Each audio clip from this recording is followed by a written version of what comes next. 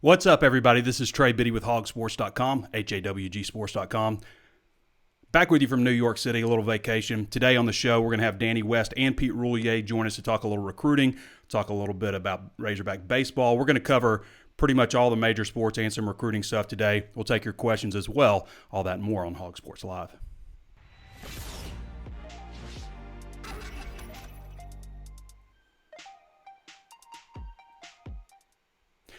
Before we get started, as always, I want to remind you there's plenty of ways to watch and listen, always streaming on Facebook Live, also available on YouTube. Be sure to subscribe to both of those channels. Hit the notifications bell on YouTube so you're notified anytime that we upload a new video, and be sure to follow the page on Facebook Live. Also available on Apple Podcasts. Throw us a 5-star review if you like the content, and virtually anywhere else you can think of to find your favorite podcast. So plenty of ways to watch and listen. Usually stream the show on Mondays, and I'm not sure on the last day. I think probably Fridays is a good day while football season is out, but it changes so much. It changes so much with the varying Razorback schedules, and it's about to be a cluster. And that's the title of today's show, because everything is about to intersect. Plenty of ways to sign up also. You can sign up for $1. You can sign up for $1 your first month, You can sign up for 30% off your first year as well. Also, when you come off either of those promos, you're eligible for CBS All Access, which is a $99 annual value, and you get that for free, commercial-free access to CBS. So a lot of good things going on at HawgSports.com. Real quick, it's been a couple of weeks since I've done the show. And the reason is because we had National Signing Day, and we did some quicker shows, some like 10-minute shows on Malik Hornsby and Marcus Henderson and Jalen St. John's when those guys committed on National Signing Day, but we haven't done the full-length show. I've done some walk and talk after National Signing Day, and then me and the wife took a vacation to New York. We spent a week almost in New York City for our 10-year anniversary. Had a really good time in New York City. Figured out the subway system, which was pretty cool. Went and saw Jerry Seinfeld, his stand-up at the Beacon Theater.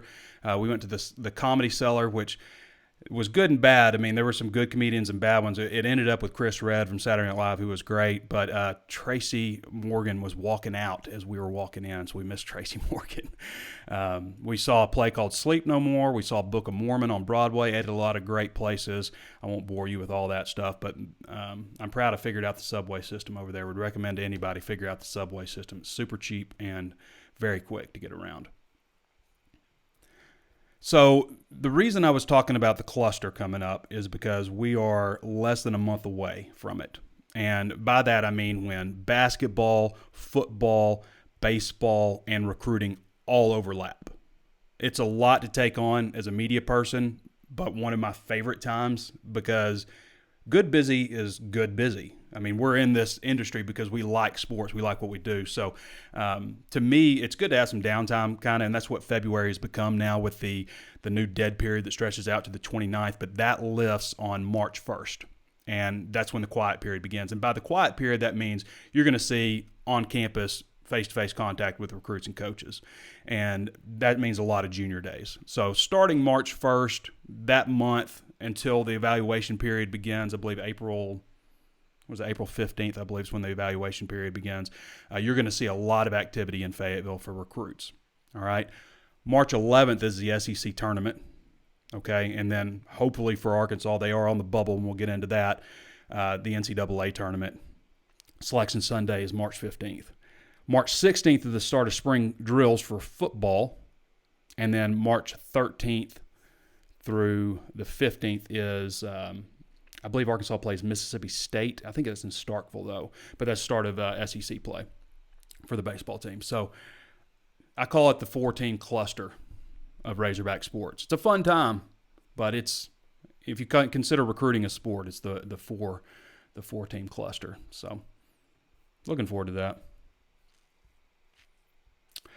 Up next for baseball, and as I mentioned, Pete Roulier is going to join us. He was at all the games this weekend against EIU. Arkansas sweeping that series, but they play a 4-game series against Gonzaga on Thursday through Sunday of this week. And again, we'll get in with Pete Roulier more on that. But first game is at 3 p.m., and you can watch it on SEC Network Plus, but it's at Baum Walker on February 20th. So Arkansas basketball man, a lot. It used to be when I went away for a vacation, Arkansas would start getting commitments, and it's like good things are happening. Everybody be, like, when are you going out of town next, Trey? But I mean, I come back, Arkansas's on a 4-game losing streak. They were on a 3-game when I got back. I went to the game on Saturday, which is obviously a tough one. But Arkansas's on a 4-game losing streak. They've lost 7 of their last 9 games, and they're still in the bubble. Still in the bubble. 16-9, 4-8 in the SEC. They're tied for 10th right now with Ole Miss and Missouri. They own a tiebreaker over Ole Miss, but not Missouri. They get Missouri on Saturday in Fayetteville. But that 10 seed, hopefully Arkansas can get above that, but that 10 seed at least would get them a first-round bye in the SEC tournament. They'd have a lot of work to do to get into the top 4 teams. But right now, most people have them still in the tournament. Some people have them just outside. I know CBS Sports has them as the last 4 getting in and a play-in game. So they're in the field of 68. But others, like USA Today, have them on the outside. I think first 4 out. They have them first 4 out. Bracket Matrix has them as a 12 seed, which includes basically everyone. They're 48th in the net, 44 on KenPom. So that's where things stand right now. 7 guaranteed games left. 7 guaranteed games left, including the first game in the SEC tournament. And these are winnable games. I mean, at Florida, they haven't won there since '95, so that's going to be the toughest one out of these remaining games. Then they get Missouri at home. Ought to win that one. Should have won that one on the road. They get Tennessee, which is beatable in Fayetteville. At Georgia, another beatable team. LSU, who they very well could have beaten on the road, and they get them in Fayetteville. I think they lost 79-77 to LSU earlier in the year. At Texas A&M, a team that they can beat, obviously, and have beaten this year. And then the SEC tournament starts on March 11th. It's a tough situation with this basketball team. I mean, I really think that they're giving everything they got. And sure, they make mistakes and stuff. You can't expect perfection, but they're just not very big. And Mason Jones has to score 40 points for you to win. He literally has to score 40. I mean, 38 wasn't enough. 38 wasn't enough. Down the stretch, like those last 10 minutes and 50 seconds or so, the only players to score for Arkansas were Mason Jones and Desi Seals, who had all 15 of his points in the second half. It's just a tough situation. You lose Isaiah Joe. He tweaked his knee. He wasn't playing well the last 3 games or so, had surgery. Not sure when he's getting back yet. But not having him out there has been really tough. I mean, really tough. Like I said, they've lost 7 of their last 9. But Mason has to pick up so much. He has scored at least 30 points 6 times this season. Is that right? 6 times? And 3 of the last 4 games he scored at least 30, something like that. Something ridiculous. But they lean on him a lot. And obviously they don't have a lot of height. They don't have Isaiah Joe. And that's something that I kind of wondered all season, like what happens if somebody gets injured? I mean, there was a stretch there where, things were going really well, and then, that you've got, and nothing against Ethan Henderson, Gene Silla, Reggie Chaney, but you don't see those 3 guys on the court very often, and they lost a little bit of a flow there, in the first half. Came back from 17 down. I mean, that shows a lot of fight and determination, and a tough way to lose it at home at the buzzer by a guy that hadn't scored.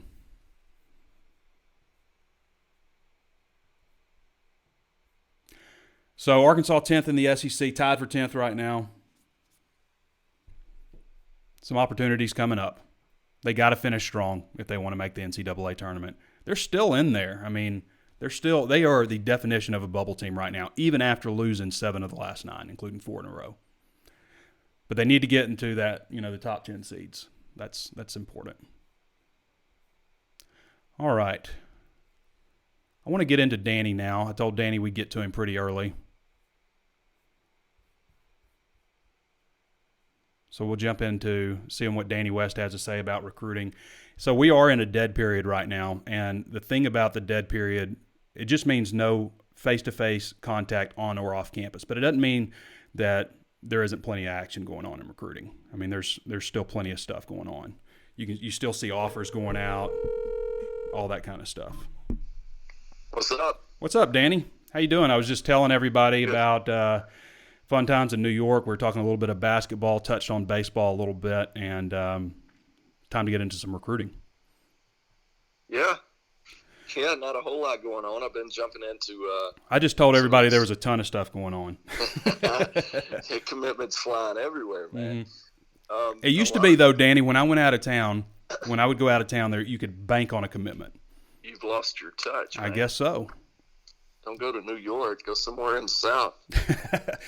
Yeah, next trip is going to be somewhere on a beach where I can kick There my you feet go. up because I mean New York's fun, but New York is basically an adventure vacation.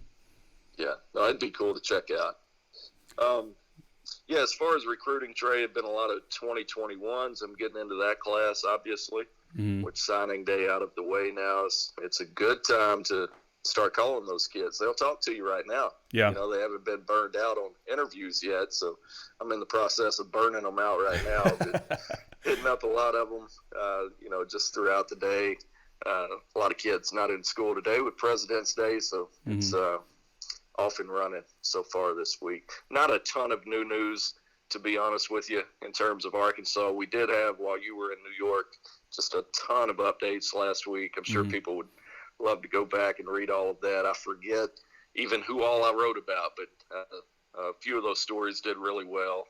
Four-star guy like Travion Ford, defensive end out of St. Louis. That story was really a hit with Arkansas fans. He's obviously from St. Louis. He's been recruited by Barry Odom and those guys for quite a while, and he's still maintaining that contact on a daily basis, which is, kind of rare this time of year, but it just kind of goes to show where they're at and what they think of him, that they're showing that much attention and interest in Travion so far. So, Danny, I was mentioning earlier that we're coming up on the cluster of, football, basketball, baseball, and recruiting all overlapping, kind of like the Ides of March. What play is that? I can't remember. I think, no, it's Julius Caesar. The Ides of March, beware the Ides of March. But that's when everything just really crosses over with all, if you include recruiting as a sport. But right now we're in a dead period, and that lifts on March 1st, right? That's correct. Have they got plans to start doing it? They already had one junior day because you had to do that basically the last recruiting weekend. So are there plans yet for future junior days? Can you fill us in on maybe, I don't know if it's a rough outline or if they've got some big stuff planned. I know Chad always had, the Woo Pig out and all that stuff, the kickoff, whatever. Sure. But, yeah, what do they got planned? Well, March 7th is the first big date that I'm aware of. Obviously, that's the first Saturday in March. So, as you said there, the dead period lift on the 1st. They could start bringing kids back to campus March 1st, but that's a Sunday. So you get through that week. And the 7th, 14th, 21st, and 28th obviously are going to be key weekends for them. Not saying any of them are going to be bigger than the other, but no type of blockbuster event that I'm aware of so far, but obviously they're going to be bringing in kids. What's the spring date, start date, Trey? 16th? Yeah, March 16th is when they start, and then they'll have, well, does it just have the week, and then they'll have a spring break for a week, and then they'll come back. You like that setup? I do. I think that, especially for a new squad, obviously you enjoy your spring break. But I think you get in there, you go through the process of, slowly acclimating pads because you got to go through so many days without pads and all that stuff. So you're able to do that. You're able to get into some stuff, some basic core elements, and this is how we do things. And even though they're able to do more stuff now with the players than they have been in the offseason, you still can't have a ball. But I think you get, 3 or 4 practices in, something like that. And then take spring break. That first week, I think. 3. And then take spring break, and you get some time to, maybe get into your playbook, even if it's just traveling to Florida or wherever you're going, or if you're staying back. You can get into your playbook. You kind of get an idea of how things are supposed to be run, and you get a week to think about it, and then, it's full go the rest of the time, until. How much do you think they're down there on the beach studying that playbook, though, truthfully? On spring break, right? But it's what, a 12-hour. It's a 12-hour drive, so right. You at least get that. But no, not spending a lot of time unless you're a guy like Felipe Franks. I do remember like last year Ben Hicks. Ben Hicks did go to spring break. He did. He thought it was more important to, mingle with the players and get to know everybody, I believe, instead of like sitting back. But, so I think some players will, take advantage of that, and sit back and, maybe stay at home and study up on some stuff. Who knows? I'm looking forward to it. I mean, I just can't believe it's already, what is that, a month away now? Dude, February has 4 weeks away. February has flown by. I mean, it's the 17th already. I can't believe how fast this year is already kicking off. But I keep telling myself, hey, this dead period's going to end pretty soon. I might want to take a day. Oh yeah, might want to take a day for a little bit. Especially since I doubled up your duties while I was gone in New York. I was like, hey, Danny, do all the recruiting stuff, cover National Signing Day, and right when it's over, I'm taking a vacation. Well, the worst part about it, it's not all that much more work. Mm-hmm. It's just having to wake up and send that newsletter. You know me. Yeah. I'm not a morning guy, and that thing's got to go out. Very few people in the media are. Very few people in the media it's are. It's just a different deal. But no, it was good. I think we did okay without you. Yeah, good. Didn't break anything. Good deal. Yeah, I always put that notice. Emergency numbers are on the fridge. Don't tear the place down while I'm gone. But well, what else, Danny? Anything else going on in recruiting here lately that we can touch on? Hitting back on that 21 class, it's also a fun time of year for me to sit back and watch this in-state crop start to come together this time of year. Obviously, a ton of new offers are coming in. A perfect example of that is a kid I wrote about this morning, Marco Avant, out of Jonesboro. He actually transferred to Jonesboro High from Forest City, and we've got a story on Marco right now. He's putting up quite the offer list so far. He's got A-State, Kansas, Monroe just offered last week, Southern Miss, Memphis, a bunch of others, but also receiving quite a bit of interest from Arkansas and Mississippi State. I know he's visited A&M a couple of times now. So, yeah, this is a guy, 6'3", 210, somewhere in that range. Good-looking frame. He came up for junior day a couple of weeks ago, and I think they like him. They're not ready to pull the trigger just yet on that offer, but Marco's the guy I'm keeping my eye on. And, it's really a good-looking class when you think about a lot of these guys in the state. You've already got one commitment from Terry Wells, offensive lineman out of Wynn. Everybody keeps watching Drayden Norwood because he's a 4-star out of Fort Smith Northside. But then you start to get into that group like Mason Brotherton, Aaron Outley, Arrington McCray right here at Harbor. Just a ton of guys that, I'm still curious about myself, trying to sort through them so we can start putting together that natural 21 here pretty soon. But I think, just as a general thought, this class is probably going to be a little better than I anticipated. Well, that's always good to hear. There's been a lot of people talk about this recruiting class and, how will Sam Pittman and this staff do with a full year to recruit. But it usually starts with having a really solid in-state class in terms of, being very well regarded and highly ranked, just like the 2019 class. I mean, that was an excellent crop inside the state, and they also went outside and did a lot of good things too. But I'm anxious to see exactly how good of a class, because Pittman, I love Pittman's honesty. In fact, somebody had a really good post on the board about just the transparency of Arkansas coaches now versus what we've seen in the past. Musselman, everybody knows how Musselman feels when he walks into the room. He's going to lay it out there. Sam Pittman, he's about as honest as they come. I mean, what other coach out there said, I'm pleased with the way things are in the recruiting class, but we can do a lot better. Yeah. What other coach out there says that? And then, of course, Dave Van Horn is Dave Van Horn. So I really like that aspect of it. And, for me, I felt like I was venting a lot of frustration for Razorback fans when I would do the walk and talk, I think you were too. Yeah. But it's not – in basketball, I don't know that I'll ever really have to do that because we can watch Eric Musselman post-game. He does it for you. Yeah, he does. I'll tell you, that's – for me, watching this basketball team right now, that's probably the hardest part about it. Yes. Is, Musselman. Yeah. You know how frustrated he is because he's run out of answers, right? I think that's fair to say. Mm-hmm. And this is a guy who always has the answers. You know what I mean? Yeah. So I think that's just infuriating to him right now. And you hate it for him because, I tell people all the time, you give him Bill Self's roster right now or the Baylor roster. Come on, man. I'm not sure they'd have more than 2 losses right now. Right. It doesn't do us as any good as anybody. It doesn't do us any good, Danny, to like look back and, say what might have been, but they're in these last 9 games. I mean, you've got a 79-77 loss to South Carolina, 79-76 in overtime to Auburn, 83-79 in overtime to Missouri, and then the 77-76 loss to Mississippi State. I remember when they took the ball down the court, I was just thinking, oh my gosh.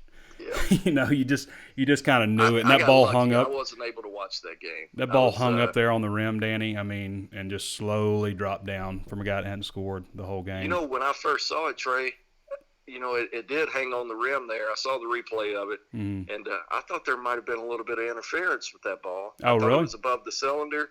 Just first glance. I'm not sure that's a popular opinion. I haven't seen it enough or close enough to watch it. But, my first glance was, man, that's goaltending. Well, there's a lot of advantages of being at the game and, experiencing the crowd, which was a great crowd once again. But you do miss things like that sometimes where, replay and, what the announcers are saying about it. And I don't know about you, Danny, but I always, if I'm at home watching the game, which, we kind of rotate around on who's going to the games. Pete usually goes. But if I'm at home, especially for a road game, I always turn on Zimmerman and Chuck Barrett, and you can just I use TuneIn Radio, and you can pause your TV and pause the radio and sync it up and listen to Zimmerman. You don't have to listen to the SEC Network guys say hoist every time somebody shoots a 3-pointer, which I don't know why they keep saying hoist. But at the same time, Trey, you might have missed Andy Kennedy dropping. Yeah. Well, I was at the Ole Miss game. It's pretty entertaining when AK's on there. I was at the Ole Miss game. Yeah, when he dropped the Ron Jeremy reference. Couldn't believe it, man. That's so good. I was howling. Yeah.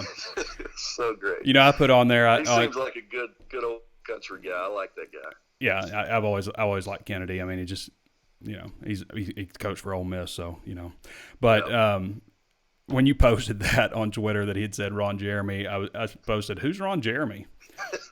And people, like everybody knows who Ron Jeremy is. Come on. Yeah. All right, Danny. Good one. Well, I think we pretty much did it, right? I don't have a ton of commitment. Hey, let me ask you this real quick before I let you go. Okay. So, for the rest of the class, you still got 2 slots left, right? Ah, boy, that's 2 weeks ago now. I think you've got 1 left. You brought in the kicker.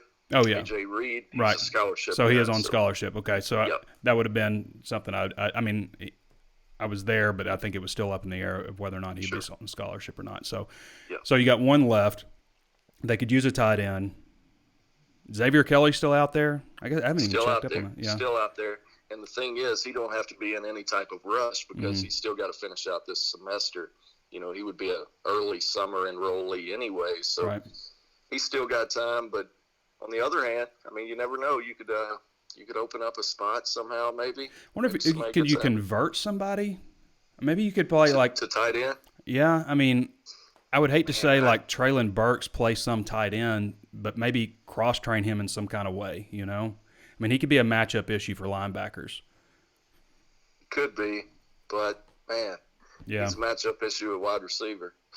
He's a matchup issue everywhere. We'll get into my top 10 hogs at the end of the show, by the way. I'm going to break that down. All right, Danny. Appreciate you, man. All right. All right, that's Danny West, HawgSports.com. Again, most of Danny's stuff is VIP. So if you want to read what Danny has to say, you need to check out HawgSports.com. Sign up for the $1 deal right now for your first month. Find out what you're missing. And if you like it, you stick around, and you can also get CBS All Access once you're out of any other promo. Or you can sign up for 30% off your first year. Again, you don't get CBS All Access with that, but that's more of a loyalty perk type of deal. But Danny does a great job covering recruiting, and, I mean, it's February 17th. It's been, obviously we're in a dead period, so there's offers and, some recruiting reports and stuff coming out right now, but things will really pick up again March 1st once the quiet period begins. Okay. We probably should get into Pete Roulier and talk a little bit of baseball now. And I'm gonna save my top 10 hogs discussion for the end of the show. And I've got some other stuff along those lines going to come out pretty soon too. But I told Pete we go about 11:45, 11:50 before we get him in. So. Hey Trey, can you hear me all right? We got you, Pete. Got you loud and clear. How you doing? I'm doing all right, man. Who's Ron Jeremy? That is exactly how you should always state that. No, I remember y'all talking about that, and I was with you at the Ole Miss game, and Yeah. people were getting on to you like, Trey, come on, man. And Yeah. I was like, I'll get it on this. I was like, go ahead and Google it, Trey. People thought that was hilarious. Yeah, that's how I always answer questions like that. So, Pete, baseball is underway. Arkansas had their opening series, swept Eastern Illinois pretty convincingly each time, and up next is Gonzaga. What are you seeing out of these Hogs early on here? I don't think it could have gone better, honestly. And, yeah, pretty convincing wins. Of course, the first one was a 5-1 victory, and that's because they had Will Klein on the mound, who was actually pretty good lefty. He's going to get drafted to the MLB. So it was good to see them actually play some competition on the mound, and took them a couple innings to get over it. But once they got a hold of Klein, the rest of the series was cake. And then, of course, the story at the plate was Heston Kjerstad, 4 homers, 10 RBIs. I mean, Trey, those numbers are unheard of in an opening weekend series in college baseball. A 583 average, slugging 166.7. I mean, just insane numbers. And he probably would have had 5 if there was one in the 7th inning of Sunday that just didn't get over the fence that got him to 10 RBIs. But, yeah, man, it was just an excellent weekend all around. The entire order got a hit. Casey Martin was struggling over the first 2 games. I was like, man, is he still slumping from last season? But once he got that double in the second game, he looked like he was back to his normal self. So this lineup is potent. Starting pitching was I thought that Connor Noland and Patrick Woodlander were both phenomenal, especially Connor Noland. He looks like he's every bit of that Friday night guy, somebody who's been wanting this competition for a while. He quit football. He's been playing 2 sports his whole life. He was ready to get out there and compete, and he was very, very impressive. And Blake Adams pitched 3 innings. He saw some promising stuff out of him, but the pitching rotation looks fine. Yeah, you're gonna get a lot more competition from Gonzaga next weekend, so it'll be a little bit easier to see what the team's gonna look like. What kind of velocity is Connor showing? He was like low 90s, I guess, last year. Yeah, he was pretty much consistently around 89 last season. See, the thing about the video board at Baum Walker is Dave Van Warren's always – no. He's always saying, you're like, man, hey, Dave, you saw Elijah Tresh throw 97. Then he goes, well, I don't know about that. Yeah. That video board is always a couple miles I was about to say, hour. I thought it always showed it, but he says it's a couple miles an hour off. Like yeah, how? He's definitely – like it's like always too high. So there's no like – you can't tune it up, can you? I mean, no, that's basically what he's saying, that they're trying to tune it up, and he's not having it because they're trying to give praise to the kid who went out there. You're like, hey man, let's talk about how good he did. He's like, well, it's not that impressive. That's how Dave is. He's a really honest guy. But yeah, Nolan's velocity is up a couple miles an hour. Who knows? I think it saw him reach 95, but it's probably closer to 93. But that's consistently. He's consistently throwing 93, and that's really effective. And I mean, combine that with his changeup that he's worked on and his breaking ball, he's gonna be a Friday night guy, no doubt in my mind. People always said it didn't make a big difference going from baseball to football, like throwing, but it's a completely different throwing motion. I just never understood that take because he was he would be about to start spring football like he did last year, And yeah, there's no doubt that Connor Noland's the type of kid. Just, I mean, you've interviewed him during football. He's just really mentally all there. Really impressive young man, and there's no doubt in my mind he could do both if he wanted to, but I don't think that he could make this jump the way he has this sophomore season if he wasn't doing if he was still doing football. It's just focusing on it. He's got a pitching coach like Matt Hobbs, who the Yankees wanted, who like pretty much every MLB team wants. And then also you're right, man. I mean, I don't know why people think that football and baseball is the same thing. If you're focusing on baseball full time, like there's going to be a big difference. I mean, it's completely different. Yeah, a lot different. So, Pete, basketball, you've been covering basketball and helping hold down the fort while I was going to New York. What do you think about this basketball team right now? I mean, it's been a rough little stretch here, and it hadn't been a disaster aside from the Tennessee game, but they're not winning. Yeah, that Tennessee game was a pretty big surprise for me because you and I were talking about it. This is not the type of team that gets blown out. At least they've been keeping it They close. haven't laid an egg yet. That's the first egg that they've laid this season. But that's what happens when you only get 9 points out of Mason Jones. Exactly, yeah. So, I mean, that Mississippi State game, I wasn't there because I was covering baseball, but I mean, you were talking about it, the crowds have been phenomenal. Yeah. And it seemed like that was the game that after that 17-point comeback, they were going to get over the hump. I feel like that one really hurts the most. And it kind of feels like, man, this season has so much promise at first, and now it's kind of slipping away. Yeah. I know you get Joe back pretty soon. I just don't see this team being a tournament team, especially after that last loss, because that could have been so much momentum going into Florida. Yeah. Well, they're firmly on the bubble right now. I mean, everybody's got them on or off. I mean, they're the definition Just of a slipping. bubble team right now. One group has them. Who is this? I think it's RealtimeRPI.com has them as a 7 seed. Wow. Yeah, I can't see that. That's the. I mean, there's like Bracket Matrix has like 50 different brackets, that they take into account and average out.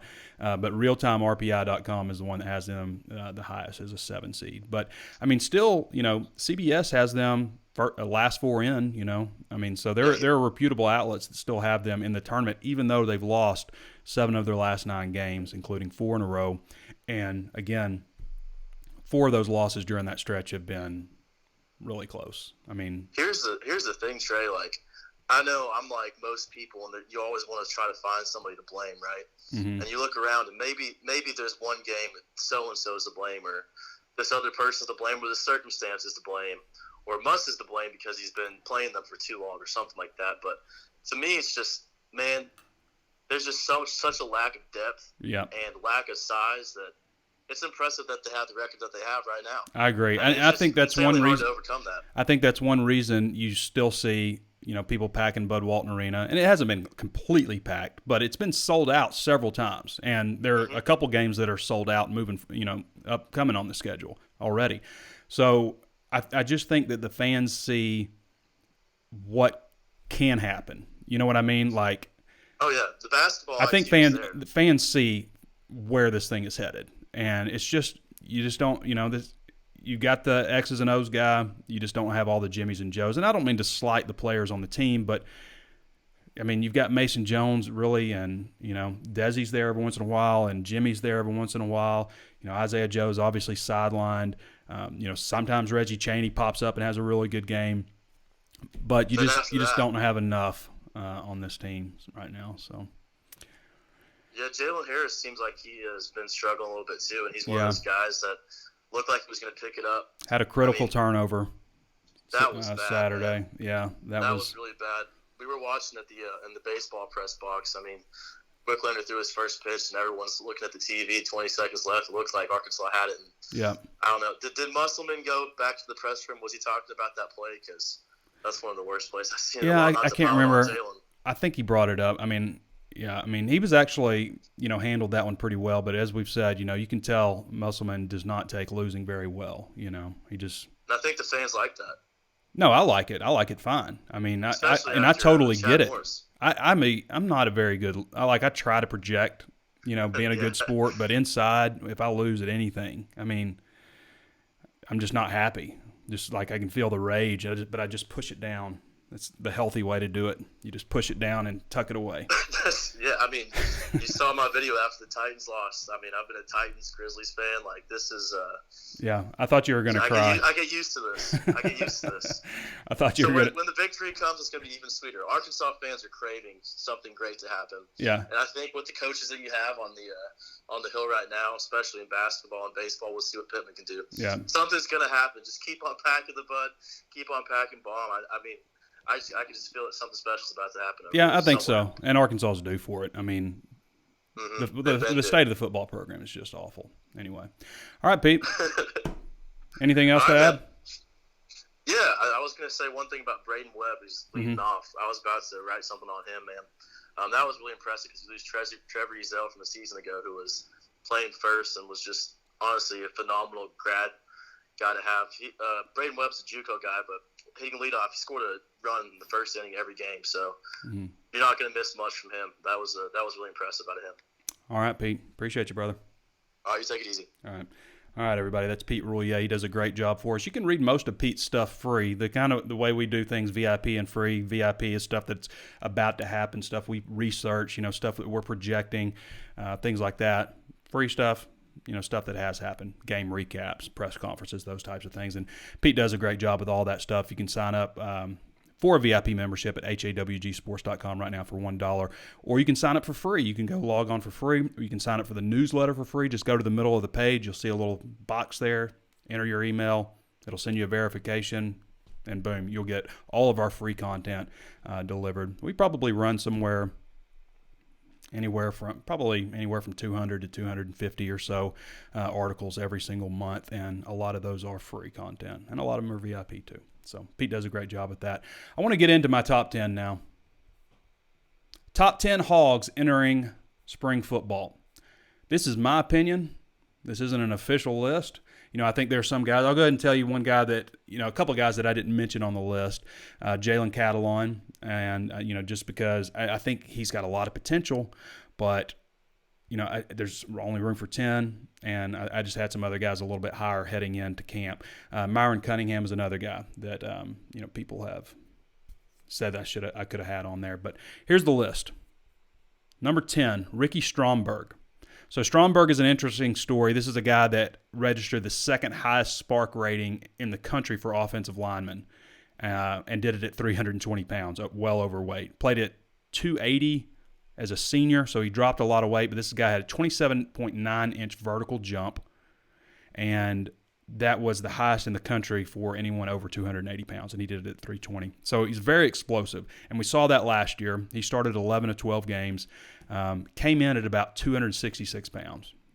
By mid-September, he was about 279. He had a sickness, 6'4", 279. He's obviously going to get bigger, but Stromberg is a guy with a lot of potential.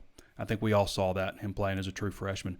Matteo Soli is number 9, who also started 11 games out of 12 as a true freshman, including most of it with a club on his right hand without an opposable thumb. It was just a ball. Didn't have a single sack. This is a guy that had 22 and a half sacks as a senior in high school. So he can get to the quarterback, but didn't have any sacks last year. That's going to change next year, I think. Next season, I should say. Dorian Gerald. The most bizarre injury we've seen in a while. Really the craziest injury I think I've seen since Dennis Johnson fell on the football and had like abdominal tears or something. Like, I can't remember what he had, but it was something serious. But Dorian Gerald had a strained artery in his neck. This is a guy that came in dramatically overweight as a out of junior college in 2018. Dramatically overweight. Really didn't start getting going until the last 3 games. I think he started the last 3 games that year. Had a great offseason, looked great, dropped down to 261 pounds, played really well, I thought, in the first half of the first game, and then was injured. And that impacted a lot. I mean, you lose the tandem of McTelvin and Dorian Gerald. You bring in a freshman to replace him, slide Gabe Richardson over to his spot, actually, and bring in Matteo Soli, who had the club on his hand. Just that was a tough situation for him. But he comes back for another senior year 2.0. I think that works out well for him. Noah Gatlin's number 7. This is a projection pick for me. I've always liked Noah Gatlin since the first day I saw him in camp as a freshman. And then, of course, last year in camp, on the first day, he tears his ACL. Dustin Fry told me it was like coming down for Christmas and your tree's on fire. It just kind of stunk for him. So Dorian Gerald and Noah Gatlin, 2 rough situations in a very rough year last year. But Gatlin's back, 6'7", 302 pounds. I just think he's got a lot of potential to be a really good player, so I have him at number 7. Number 6 is Trey Knox. Finished with 29 catches. This is a guy that just he had an injury. He had a few injuries here and there, but this guy caught 20 of his 28 catches last season in weeks 2, 3, and 4. Just did not have a very strong finish, and a large part of that's because Arkansas's quarterback situation was so up and down, just all over the place at the end. So you got to get somebody to get in the ball, but he has so much potential. 6'5", 205 pounds, just a great kid too. If you've ever had a chance to talk with Trey Knox, you can just kind of see it. A couple of special wide receivers there. Number 5 is Monteric Brown. People only notice cornerbacks when they give up big plays, but Monteric, like a lot of Razorbacks, kind of faded there towards the end, started giving up some more big stuff. But I thought he started off the season really strong. He's a very good tackler. In fact, I would call him at the cornerback position an excellent tackler. And that's probably has something to do with his safety background. But I think he's Arkansas's best defensive back and may have been Arkansas's best defensive back last year, even with Cam Curl. So Monteric Brown is my number 5. Number 4, projection pick, Jonathan Marshall, the strongest guy on the team, 6'3", 299 pounds. I felt like Marshall probably should have started last year. There were just times he'd go in the game, you're like, wow. I mean, he shows a lot of explosion. I'm not sure why he wasn't a starter, but he probably played as much as the starters anyway. But Arkansas going to have 2 new defensive tackles, probably him and Isaiah Nichols starting at defensive tackle, at least heading into the spring. But I could see Marshall having kind of an Armand. Not that he played like Armand Watts did his first 4 years, 3 years, or whatever. Because Armand Watts just all of a sudden, as a senior, he was a really good player, draftable. But Marshall, I could see him having a really big impact next season, especially under new defensive line coach Derek LeBlanc. Number 3 is Bumper Poole, who played very well last year overall. Probably asked to play too much, just like linebackers have been for the last 8 years, it seems. But Bumper Poole started all 12 games last season, 22 career games, 16 starts so far, 94 tackles, 6.5 behind the line of scrimmage, which is second on the team in both categories. Bumper's a guy that's got a name that'll jump out to a lot of people. Bumper Poole, they see that. He's got 100 tackles, all SEC. That's literally how it works a lot of times with media picks. So I could definitely see Bumper Poole, if he puts up 100 tackles next year, earning all SEC status. Traylon Burks is my number 2. 6'3", 223, a guy that needs to be doing everything next year. He needs to be like Mason Jones in a lot of ways for Arkansas football. Underutilized last year, 29 catches for 475 yards, 16.4 yards a catch, didn't find the end zone, touched the ball 62 times. I would like to see that number triple, 180 times, 180 touches, whether it's end around, running back, wildcat quarterback, and catching the ball traditionally at wide receiver. And as I mentioned, as a big-bodied guy, maybe he's a guy you line up at tight end every once in a while too. He could be some mismatches for some linebackers also. So you are thin at tight end, so, body type-wise, he's probably the guy that fits that best if you wanted to do that some, mix that in there. So Traylon Burks has a chance to be one of the all-time greats, but if they don't get him, you got to get him the ball. Otherwise, he's just going to be known as a guy that has a lot of potential and probably goes on to the next level, and they're like, why didn't they utilize him more? Number 1, Razorback, is Rakeem Boyd. This is Sam Pittman's biggest get so far in the 3 months that he's been here. Guy ran for 1,133 yards and 8 touchdowns on just 184 carries last year, 6.2 yards a carry. So he's played on 2 2-win teams at Arkansas, first enrolled at Texas A&M, had a big year in junior college, made the Netflix special, Last Chance U, kind of became a household name in a lot of ways. But it's rare that a guy would run for 1,000 yards as a redshirt junior and come back for a 5th year in college. So that's a big get for him. He could, if he stays healthy, he could really have a big year in this offense, like a really big year, and probably improve his draft stock. So it makes sense in a lot of ways for him to come back. If you can improve your draft stock enough that, you make up financially for that first year and build on it, I think it's a good move. Even though running backs are, it's a tough position to play because they are prone to injury. But his best game last year was 185. His best game of his career was 185 rushing yards on a season-low 8 carries and a 45-19 loss to Western Kentucky, which makes no sense. How are you going to run for 185 yards on a season-low 8 carries and a 45-19 loss? It's starting to make me mad thinking about it. Honorable mention, I mentioned Catalon. I mentioned Myron Cunningham. Mike Woods, expected to be a starter again. I guess this will be his 3rd year as a starter at wide receiver. Traylon Smith is a running back that drew a lot of praise from the previous staff and teammates last year who had to sit out. He's a sit-1 guy. Grant Morgan, very reliable and steady linebacker. Jarquez McClellan, who did have his moments and needs to be more consistent. Hayden Henry, another steady linebacker, needs to stay healthy. Joe Fouché, who I thought started strong, kind of faded there towards the end. Isaiah Nichols, who I mentioned a minute ago, will be a starter at defensive tackle. Ty Clary, who, has done some good things, but I'm interested to see what happens with his snaps with the new offensive line coach, because a lot of those snaps just kind of fluttering back there, and they're like, oh, that's good. But really, it takes too long to get the snap back. He did improve in that area, but I want to see Clary do a better job getting the ball back there. Felipe Franks has a chance to be a huge impact, maybe make the biggest impact out of any of the newcomers. And then, of course, KJ Jefferson, who showed a lot of raw potential last year. So that's my top 10 Hogs. I'm also working on something top 10 second-year players, and some of those guys will overlap, but a lot of them won't. And I think that'll be an interesting story also. Check out a couple of questions here. We'll go just a few more minutes. So if you got a question, go ahead and get them in. Johnson, Jim, and Brenda says, love our Hogs. Charlie Harrod says, I love Razorback baseball. Daniel and Jill Walters, a lot of double accounts here. What's the holdup with Ebony Jackson? He's just got to get some things taken care of, basically, to where they feel good about signing him. But they only have one spot left. I think they only have one spot and they have needs. I mean, Xavier Kelly, we talked about, that would be a welcome addition at defensive tackle. I think they need a tight end. They need another running back. I mean, they have one spot in 3 areas that I think they really need to fill. So I think that's what it is. They want to make sure that he's going to make it on campus if they're going to burn that last spot on him. Ebony, there's no question kid can run. I mean, he would be a welcome addition, but I think they just got to wait on a couple things. Michael Kevin Matheny, the second, says, any news on if the spring game will be in Little Rock or Fayetteville? Right now, there's not any news on that. It is slated to be, I believe, is it the 24th? March 24th? I think that's right. I haven't looked at that in a little bit. But if the NCAA clears it, then it will be in Little Rock. If not, then it will be back up in Fayetteville.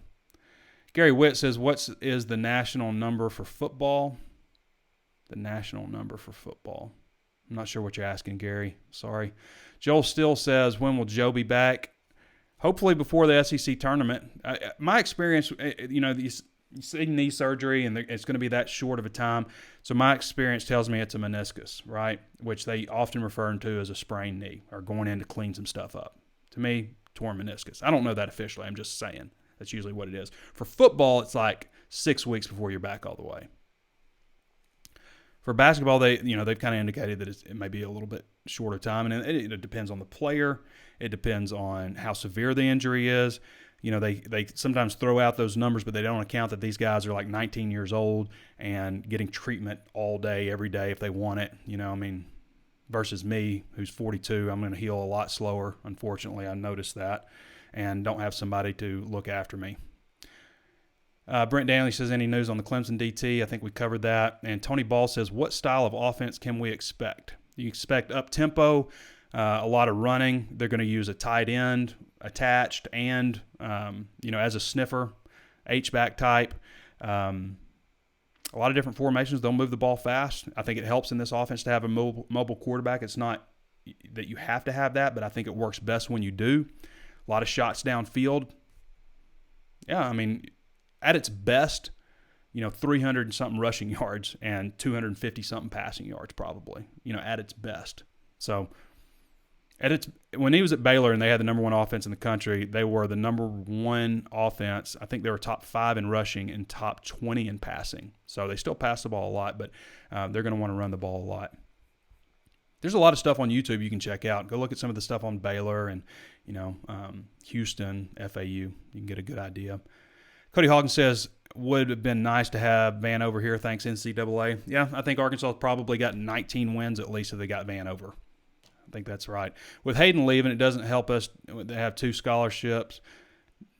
With Hayden leaving, doesn't that give us 2 scholarships available now? No, that's unfortunately not how it works. So you only can bring in 25 new players each year, okay? You can only sign and bring in 25 players each year, regardless of what happens with your total roster. Now, it does open up spots with the 85. So you get 85 scholarship players total, 25 you can bring in new each year. Yes, those numbers don't add up properly, but so no, it doesn't open up anything with players you can bring in. But still, to bring in the full class that they want to bring in, they still have to have attrition, And, good luck to Hayden. To me, he hasn't been the same since he broke his leg in the Auburn game. He just hasn't been the same back. It's the second time he's entered the portal, too. He came back last year. Daniel Passmore says, you can expect running and over-the-top throws. Yes, you can. Scott Austin says, you think we'll make the tournament? I think they have a chance. You look at these remaining games.